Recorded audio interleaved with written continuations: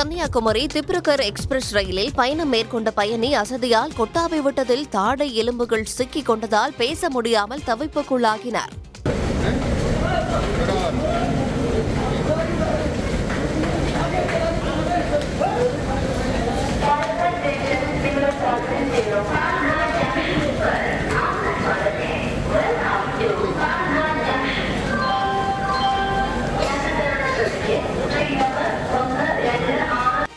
சைகை மொழியில் உதவி கோரிய புலம்பெயர் பயணிக்கு சக பயணிகள் உதவி செய்து ரயில்வே அதிகாரிகளிடம் தகவல் தெரிவித்தனர்.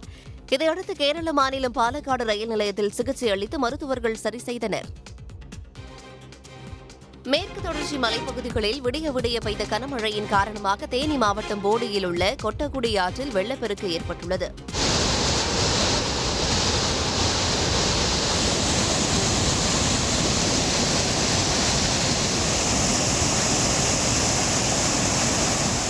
தேனி மாவட்டத்தில் மேற்கு தொடர்ச்சி மலைப்பகுதிகளில் நேற்று இரவு முதல் அதிகாலை 4 மணி வரை கனமழை பெய்தது. இதனால் போடி அருகே கொட்டக்குடி ஆற்றில் காட்டாற்று வெள்ளம் ஏற்பட்டுள்ளது. கொட்டக்குடி ஆற்றில் இரு கரைகளையும் தொட்டவாறு செல்லும் தண்ணீர் கரையோரமாக உள்ள தோட்டங்களில் புகுந்தது. திருப்பூர் மாவட்டம் உடுமலைப்பேட்டை அருகேயுள்ள திருமூர்த்தி மலை பஞ்சலிங்க அருவியில் காட்டாற்று வெள்ளம் ஏற்பட்டுள்ளது. இதனால் மலையடிவாரத்தில் உள்ள அமனலிங்கேஸ்வரர் கோயில் முழுவதையும் தண்ணீர் சூழ்ந்து கொண்டது.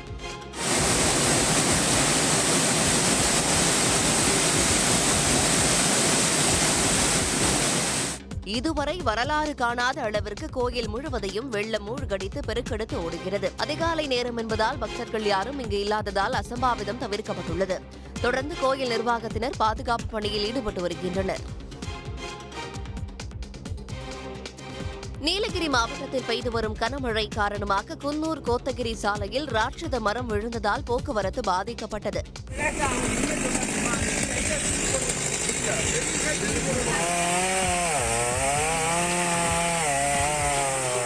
குன்னூர் மற்றும் அதன் சுற்றுவட்டார பகுதிகளில் பெய்து வரும் மழை காரணமாக ஆங்காங்கே மரங்கள் விழுந்து பாதிப்பு ஏற்படுகிறது. அதிகாலையில் குன்னூர் கோத்தகிரி சாலையில் ராட்சத மரம் விழுந்து போக்குவரத்து பாதிப்பு ஏற்பட்டது. ராட்சத மரம் விழுந்ததில் பிக்கப் வாகனம் சேதமடைந்தது. இதையடுத்து மரத்தை அகற்றும் பணியில் தீயணைப்புத் துறையினர் ஈடுபட்டனர். தீபாவளிக்கு முன்பாகவே சென்னை நகரத்தின் சில பகுதிகளில் புகைமூட்டம் சூழ்ந்ததால் வாகன ஓட்டிகள் கடும் சிரமத்திற்கு ஆளாகினர். தீபாவளி பண்டிகை நாளை கொண்டாடப்பட உள்ள நிலையில் சென்னையின் பல்வேறு இடங்களில் பொதுமக்கள் நேற்றிரவே பட்டாசுகளை வெடிக்க தொடங்கிவிட்டனர். இதனால் புகைமூட்டம் சூழ்ந்து காணப்பட்டதால் சாலையில் வாகனங்கள் மெதுவாக இயக்கப்பட்டன.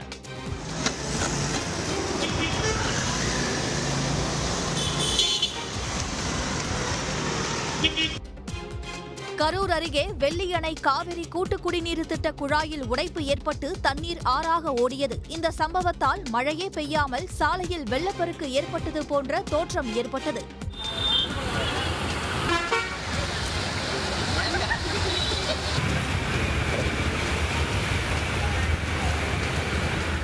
பொதுமக்கள் அளித்த தகவலின் பேரில் நீரேற்று நிலையத்தில் குடிநீர் விநியோகம் நிறுத்தப்பட்டது. இருப்பினும் சுமார் 1 மணி நேரம் லட்சக்கணக்கான லிட்டர் குடிநீர் சாலையில் வீணானது.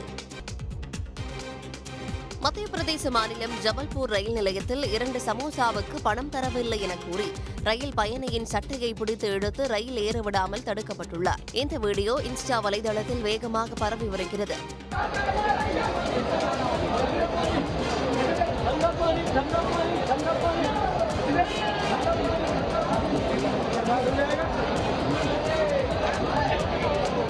நிலையத்திற்கு ரயில் வந்த பிறகும் போன்பே மூலம் பணம் வரவில்லை என்பதால் ரயில் பயணியின் கை கடிகாரத்தையும் சமோசா விற்பனையாளர் பறித்துள்ளார். உத்தரப்பிரதேச மாநிலம் மதுராவில் உள்ள பாங்கேம் பிஹாரி கோயிலின் 160 ஆண்டுகள் பழமையான புதையல் அறையின் கதவுகள் திறக்கப்பட்டன.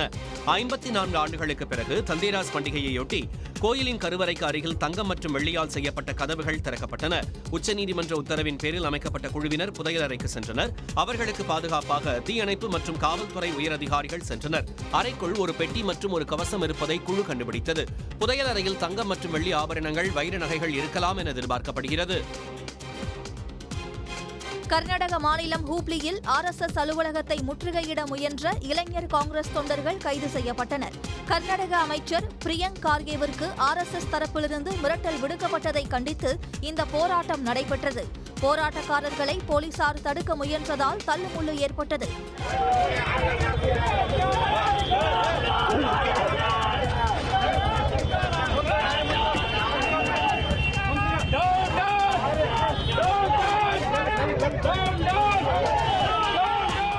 அரசு கட்டடங்களில் RSS நிகழ்ச்சிகளுக்கு தடை விதிக்க வேண்டும், அந்த நிகழ்ச்சிகளில் அரசு ஊழியர்கள் பங்கேற்க கூடாது என பிரியங்க் கார்கே கூறியிருந்தார். பெங்களூருவில் உள்ள தனியார் பள்ளி ஒன்றில் 38 ஆண்டுகளாக மணி அடிப்பவராக பணியாற்றியவருக்கு மாணவர்கள் ஒன்று கூடி பிரியாவிடை அளித்தனர். தாஸ் என்பவர் பணி ஓய்வு பெற்ற நிலையில் அவர் இறுதியாக மணி அடிக்கும் நிகழ்வை மறக்க முடியாத நினைவலைகளாக மாணவர்கள் மாற்றினர். சமூக வலைதளங்களில் இந்த வீடியோ அதிகளவில் பகிரப்பட்டு வரும் நிலையில் மாணவர்கள் தங்கள் அன்பை காட்டிய விதத்தை பலரும் பாராட்டி வருகின்றனர். ஹரியானா மாநிலம் குருகிராமில் பட்டாசு குடோன் முன்பு குவிந்த வாடிக்கையாளர்களால் கடும் கூட்ட நெரிசல் ஏற்பட்டது. தீபாவளியை முன்னிட்டு குறைவான விலைக்கு பட்டாசுகள் வாங்க ஒரே நேரத்தில் நூற்றுக்கணக்கானோர் திரண்டனர். இதனால் தள்ளுமுள்ளு ஏற்படும் சூழல் உருவானது.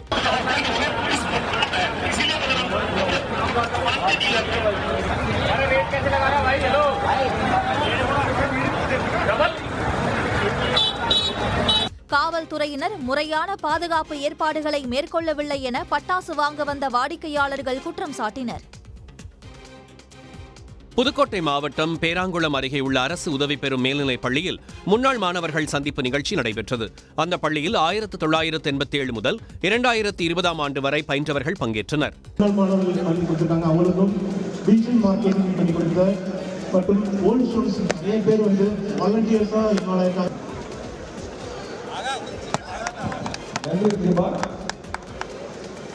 மியூசிக் ஸ்டார்ட் பண்ணலாங்க. ஒரே ஒரு இஷ்யூ குறிப்பா நம்ம சமீப சொல்லணும். இதில் முன்னாள் மாணவர்களான பலர் கலந்து கொண்டு பள்ளி பருவத்து நிகழ்வுகளை நினைவு கூர்ந்தனர். ராஜஸ்தான் மாநிலம் ஜெய்ப்பூரில் நடைபெற்ற மிஸ் டீன் யூனிவர்ஸ் 2025 போட்டியில் வெனிசுலாவைச் சேர்ந்த காரிஷா போபன்னா என்பவர் மிஸ் டீன் யூனிவர்ஸ் அழகி பட்டத்தை வென்றார். இந்த போட்டியில் மொத்தம் 22 நாடுகளில் இருந்து போட்டியாளர்கள் பங்கேற்றனர்.